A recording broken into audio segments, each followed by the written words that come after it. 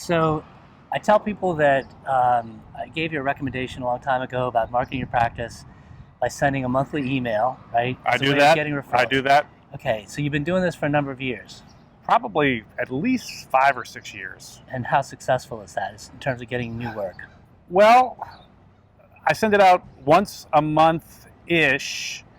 There are months where I'm busy with dealing with cases and briefs and grading papers that I don't get it out. But I would say 10 times a year, I send out a monthly newsletter to my email database, about 3,000 people, mostly Louisiana lawyers, and I'm an ethics specialist. There are only maybe 6 or 7 of us at most in the whole state.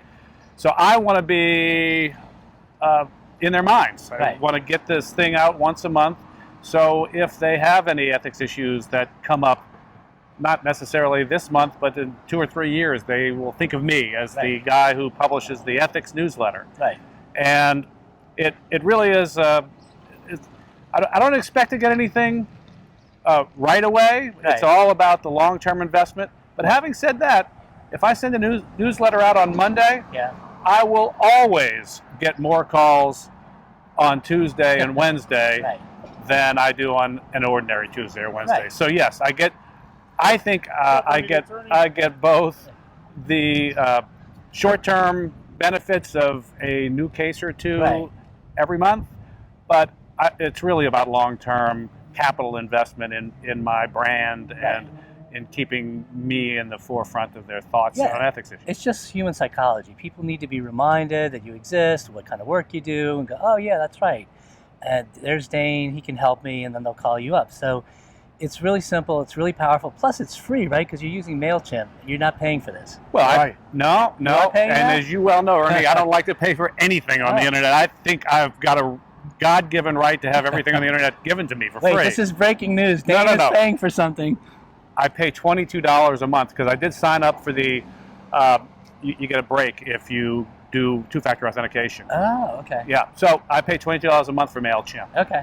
That is an advertising expense on my profit and loss sheet. I don't have many more, other than my website and hosting expenses, but well worth the $22. I forget. Oh wait, I think I started paying for it because you told me I needed the autoresponders and whatnot. Which now you don't. Now they include that for free. Yeah, well, so you can drop back down to free if you need to. I might just be doing that after I finish this video with you. All right, so one last thing. When you started this, I want you to take us back to when you were starting, and this is an intimidation factor for a lot of people out there.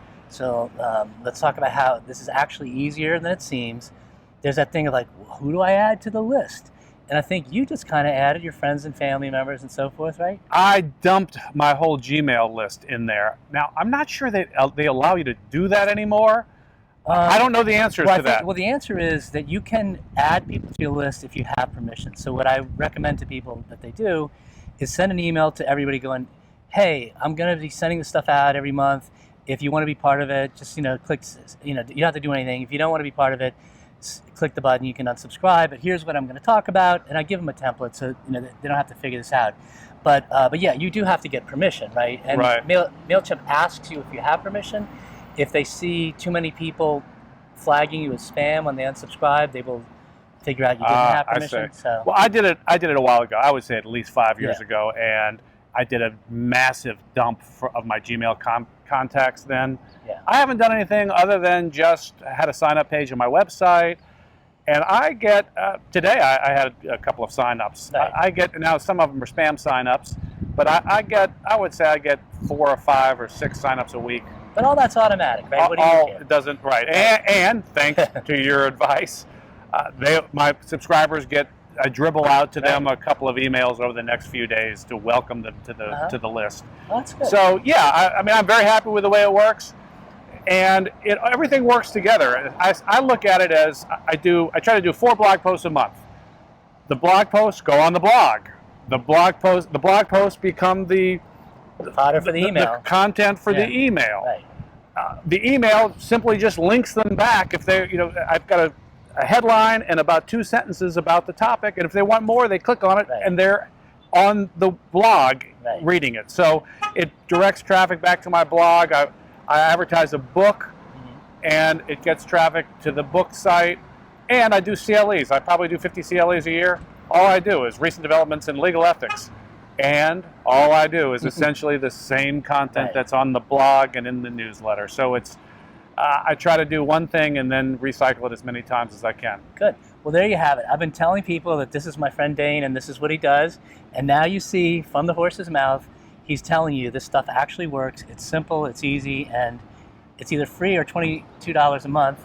Either way, Right. it's worth it, right? Right. And I didn't even know I was doing this. I thought I was having a barbecue with Ernie, and I got roped into a video. But I love a video, Now so you here know we why are. I picked up lunch. Exactly. Thank you for lunch, Yeah, by you're the way. welcome. And also, hey, now that we're, if anybody wants to sign up for my newsletter, Louisiana Legal Ethics, Google it, and then sign up for my newsletter, and you'll get recent developments. And Not just in Louisiana, but elsewhere. And that's what I was telling people. I've told people that they should sign up because I don't know anyone else who does legal ethics and talks about it in the way that I think it should be talked about, which is there's not a boogeyman behind every corner. Technology isn't coming to destroy us. You know, you embrace technology, but talk about how to use it ethically and so forth. So the only person I know that talks about legal ethics that way is Dane. So it doesn't matter what state you're in. I would check out. Exactly. Yeah. All Good. right. Well, thanks for having me. Thank you. All right. Thanks for lunch. All right. You're welcome. All right.